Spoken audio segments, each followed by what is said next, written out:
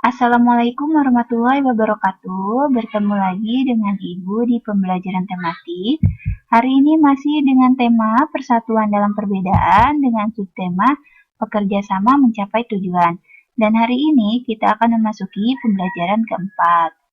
Sebelum belajar, jangan lupa awali dengan membaca doa terlebih dahulu. Kita mulai pembelajaran yang pertama ya Kak, yaitu kita belajar tentang perundingan antara Indonesia Belanda.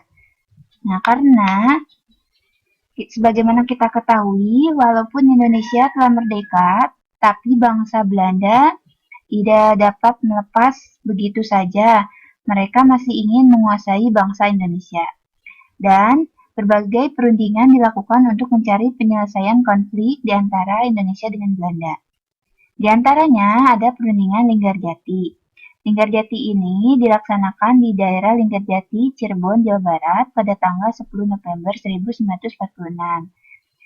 Perundingan ini dihadiri dari wakil Indonesia, di antaranya ada Perdana Menteri Sultan Syahrir, dan dari Belanda ada Profesor Schemenhorn.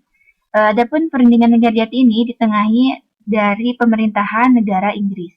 Hasil perundingannya adalah Belanda mengakui kedaulatan Republik Indonesia yang terdiri atas Sumatera, Jawa, dan Madura, serta Republik Indonesia dan Kerajaan Belanda akan membentuk negara Indonesia Serikat. Adapun perundingan ini disahkan pada tanggal 25 Maret 1947. Selanjutnya ada perundingan Renville.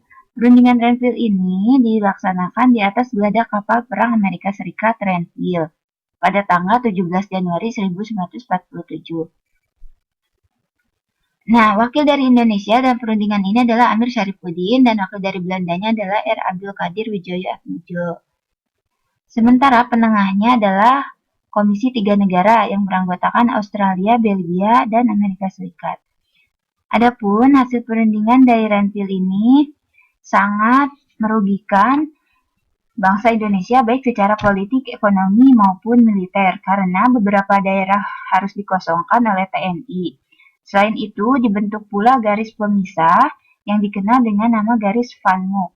Nah, keamanan di daerah kosong menjadi tanggung jawab Komisi Tiga Negara. Namun, walaupun telah ada perundingan, Belanda tetap melakukan politik memecah belah.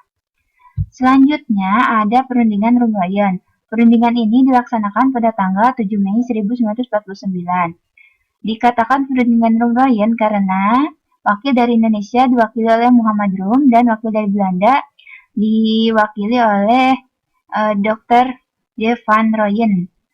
Nah, adapun hasil perundingannya adalah pemerintah Indonesia akan dikembalikan ke Yogyakarta dan poin kedua adalah Indonesia dan Belanda akan mengadakan konferensi meja bundar. Selanjutnya, ada konferensi meja bundar yang dilakukan sebagai tindak lanjut dari hasil perundingan Rumbayan. Nah, pada tanggal 23 Agustus sampai 2 November 1949, konferensi ini dilakukan di Den Haag, Belanda. Nah, konferensi ini diikuti oleh Indonesia, Belanda, dan BFO. Nah, pada perundingan ini, akhirnya Belanda mengakui Indonesia sebagai negara yang merdeka. KMB ini juga menghasilkan kesepakatan bersama, ada 4 poin ya. Di antaranya yang tadi Belanda mengakui Republik Indonesia Serikat sebagai negara yang merdeka. Kemudian masalah Irian Barat penyelesaiannya ditunda selama 1 tahun. Dan akan dibentuk Uni Indonesia Belanda yang bersifat longgar berdasarkan kerjasama secara sukarela dan sederajat, serta akan dibentuk Angkatan Perang Republik Indonesia Serikat atau APRIS dengan TNI sebagai intinya. Nah, itu beberapa perundingan yang terjadi antara Indonesia dan Belanda. Selanjutnya, sebagai perjuangan yang dilakukan oleh para pejuang Indonesia dan untuk mempertahankan kemerdekaannya adalah selain perundingan tadi ada juga pertempuran. Di antaranya ada agresi militer Belanda 1. Nah, agresi ini terjadi pada tanggal 21 Juli 1947. Belanda melancarkan serangan serentak kepada daerah Republik Indonesia yang berawal dari perbedaan penafsiran isi perundingan Negara-Jati. Jadi Belanda mengirim ultimatum pertama kepada Indonesia, kemudian ultimatum yang kedua juga. Setelah Indonesia memberi jawaban, tapi pihak Belanda menolak jawaban dari Indonesia tersebut. Nah, sehingga terjadilah agresi militer Belanda I atau Perang Kolonial I pada tanggal 21 Juli 1947. Selanjutnya ada agresi militer II. Agresi militer II ini terjadi pada tanggal 19 Desember 1946 pukul 6.00 ya. Pada agresi militer Belanda II ini, lapangan terbang Maguwo atau sekarang disebut Adi Sucipto dibom dan diduduki. Presiden dan wakil presiden serta beberapa pejabat tinggi negara ditawan Belanda dan dibawa ke Bangka. Nah, selain dua agresi militer Belanda itu, ada juga pertempuran kemerdekaan setelah kemerdekaan, yaitu peristiwa Bandung Lautan Api. Sekutu mengeluarkan ultimatum pertama agar kota Bandung bagian utara dikosongkan oleh pihak Indonesia, namun ultimatum tersebut tidak diindahkan. Hingga keluarlah ultimatum kedua supaya pejuang Indonesia mengosongkan seluruh kota Bandung. Dan sebelum meninggalkan kota Bandung, para pejuang Indonesia melakukan serangan serentak dan membumi hanguskan kota Bandung bagian selatan, sehingga peristiwa ini disebut dengan Bandung Lautan Api. Nah, selain di Bandung, pertempuran juga terjadi di Sukabumi, Jawa Barat. Walaupun para pejuang Indonesia mundur dari kota Bandung, namun itu semua dilakukan untuk kepentingan dan strategi yang lebih besar. Perjuangan dilanjutkan di tempat lain karena perjuangan tidak boleh berhenti.